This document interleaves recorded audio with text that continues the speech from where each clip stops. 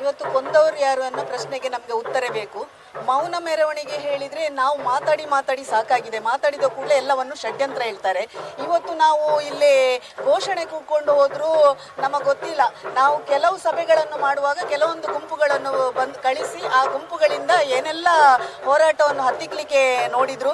ಹಾಗಾಗಿ ಇವತ್ತು ನಾವು ಮೌನ ಮೆರವಣಿಗೆಯಲ್ಲಿ ಹೋಗ್ತೇವೆ. ಹಾಗಾಗಿ ಯಾರಿಗೂ ಇದರಿಂದ ತೊಂದರೆ ಆಗುವುದಿಲ್ಲ, ಯಾವ ಘೋಷಣೆಗಳು ಇರುವುದಿಲ್ಲ. ಯಾರಾದರೂ ಇದನ್ನೊಂದು ಹೋರಾಟವನ್ನು ಹತ್ತಿಕ್ಕಲಿಕ್ಕೆ ಬಂದರೆ ಖಂಡಿತ ಯಾರಂತ ಗೊತ್ತಾಗ್ತದೆ. ಹಾಗಾಗಿ ಈ ಒಂದು ಮೆರವಣಿಗೆಯನ್ನು ಮೌನವಾಗಿ ಕೊಂಡೋಗ್ತೇವೆ, ಮತ್ತೆ ಅಲ್ಲಿ ತಾಲೂಕು ಕಚೇರಿಯ ಮುಂದೆ ಮಾತಾಡ್ತೇವೆ.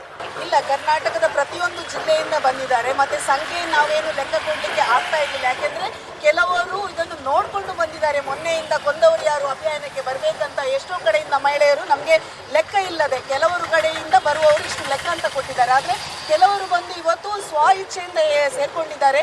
ಹಾಗೆ ಅಲ್ಲಿ ಇನ್ನೂ ಅಲ್ಲಿಗೆ ಬರುವವರಿದ್ದಾರೆ. ಹಾಗಾಗಿ ಇವತ್ತು ನೀವೇ ಮಾಧ್ಯಮದವರು ಇದನ್ನು ಲೆಕ್ಕ ತೆಗಿಬೇಕು ಅಂತ ನಾನು ಹೇಳ್ತೇನೆ. SIT ತನಿಖೆಯನ್ನು ಮೊದಲು ಸ್ವಾಗತ ಮಾಡಿದವಳು ನಾನೋರ್ವ ಹೋರಾಟಗಾರ್ತಿಯಾಗಿ. ಆದರೆ SIT ತನಿಖೆಯ ದಿಕ್ಕು ಇವತ್ತು ಯಾವ ಕಡೆ ಹೋಗ್ತಾ ಉಂಟು?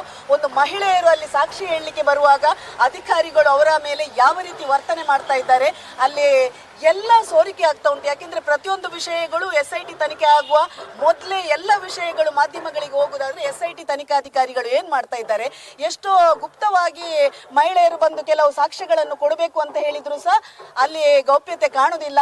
ಹಾಗಾಗಿ ಅಧಿಕಾರಿಗಳ ಮೇಲೆ ನಮಗೆ ವಿಶ್ವಾಸ ಇಲ್ಲ. SIT ತನಿಖೆ ಇದ್ರೂ ಸಹ ಇನ್ನೊಂದು SIT ತನಿಖೆ ಇದನ್ನು ಮುಂದುವರಿಸಬೇಕು. ಅಸಹಜ ಸಾವುಗಳು ಇಲ್ಲಿ ಕೊಲೆಗಳಾದಕ್ಕೆ ನ್ಯಾಯ ಸಿಗಬೇಕು ಹೆಣ್ಮಕ್ಕಳಿಗೆ ಅಂತ ಆ ರೀತಿಯಲ್ಲಿ ನಾವು SIT ಅನ್ನು ಒತ್ತಡ ಮಾಡ್ತಿದ್ದೇವೆ. ಕೆಲವು ಅಧಿಕಾರಿಗಳನ್ನು ಬದಲು ಮಾಡಬೇಕು ಅಂತ ಸಹ ನಮ್ಮ ಒತ್ತಡ ಇದೆ. ಏನಿಲ್ಲ, ಕಳೆದ ತುಂಬಾ ದಶಕಗಳಿಂದ ಇಲ್ಲಿ ಸತ್ತ ಹೆಣ್ಮಕ್ಕಳಿಗೆ ನ್ಯಾಯ ಸಿಗ್ತಾ ಇಲ್ಲ.